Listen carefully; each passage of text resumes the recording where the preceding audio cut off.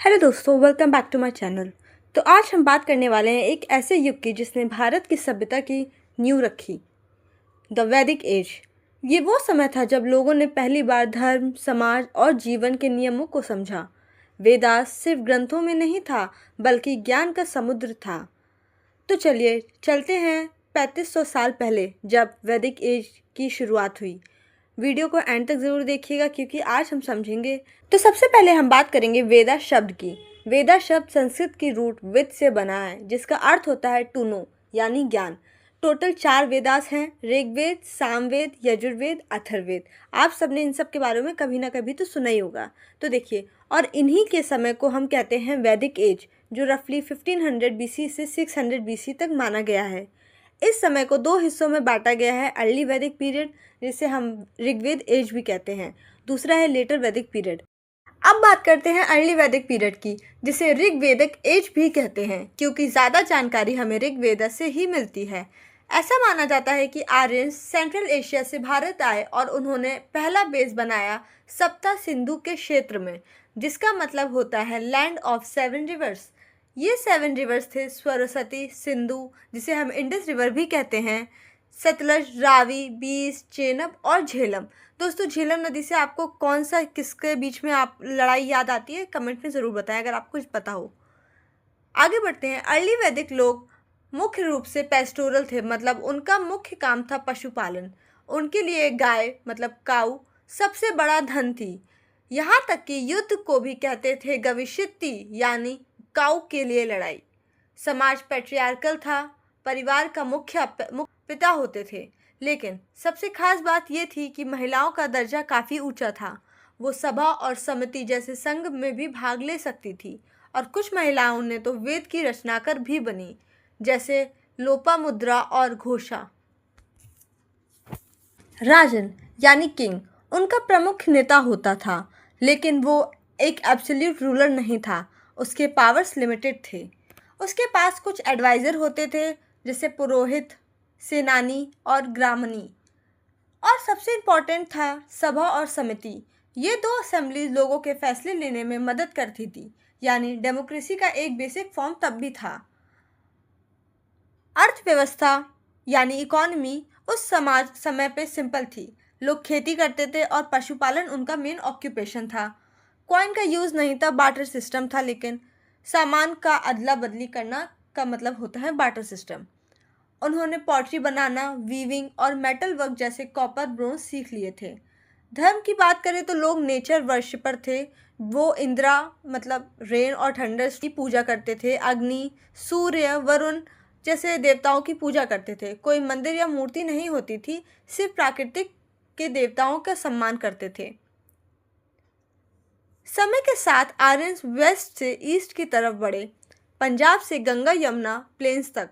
यहाँ ज़मीन ज़्यादा उपजाऊ थी, तो उन्होंने सेटल फार्मिंग शुरू कर दी, और यहीं से शुरू होता है लेटर वैदिक पीरियड।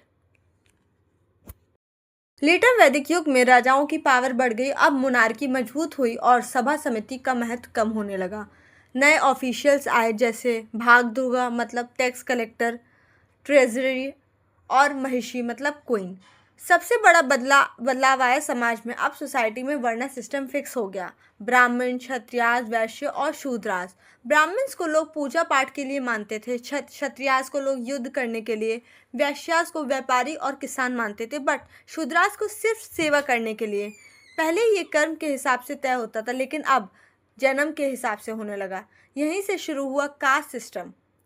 अर्ली वैदिक युग के मुकाबले लेटर वैदिक युग में महिलाओं का स्टेटस भी गिर गया। अब वो रिलीजियस रिचुअल में भाग नहीं ले सकती थी। चाइल्ड मैरिज, डाउरी, पॉलीगैमी जैसे प्रथाएं शुरू हो गईं। समाज और भी मेल डोमिनेटेड हो गया। अब लोग खेती पर पूरी तरीके से डिपेंडेंट हो गए। आयरन टूल्स जैसे कृष्णा आयास या ब्लैक मेटल कहा गया, उसे फॉरेस्ट साफ करने के लिए यूज़ किया जाता था। नई फसल उगाई गई, जैसे चावल, गेहूं, जौ। व्यापार बढ़ा और छोटे शहरों का विकास शुरू हो गया। ये अर्बनाइजेशन का आरंभ था। कुछ गोल्ड कॉइन जैसे निकास भी यूज़ होने लगे। धार्मिक दृष्टियों पे भी बदलाव आने लगे। पुराने देवता जैसे इंद्र और अग्नि के साथ साथ देवता प्रमुख बन गए, जैसे विष्णु, रुद्र और प्रजापति।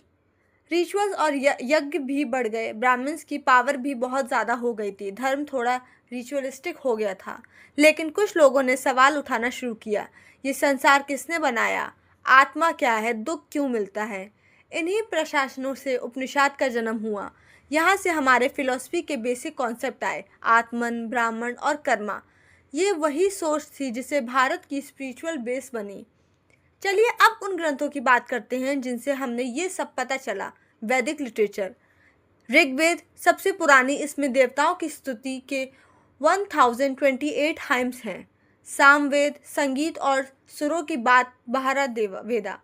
यजुर्वेद याचना और क्रियाओं के नियम बताता है। अथर्ववेद जड़ी बूटी, रोग निवारण और डेली लाइफ से जुड़े मंत्र। इसके बाद आए ब्राह्मणास, रिचुअल की व्याख्या करते हैं। आर्यनकास फॉरेस्ट मेडिटेशन। उपनिषद दर्शन और तत्व विज्ञान की बातें करते हैं।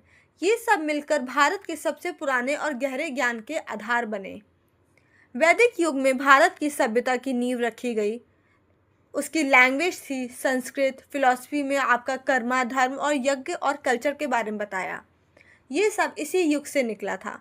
आज भी हमारे रिचुअल, श्लोक और संस्कार इसी वैदिक से जुड़े हुए हैं।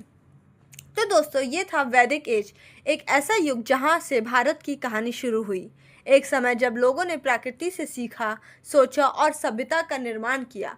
अगर आपको वीडियो पसंद आया तो लाइक करें और सब्सक्राइब करना मत भूलिएगा। एंड अगर कोई भी डाउट हो तो कमेंट में आप पूछ सकते हैं। मैं मिलती हूँ आपसे नेक्स्ट वीडियो में। तब तक के लिए keep learning, keep exploring. Thank you for watching.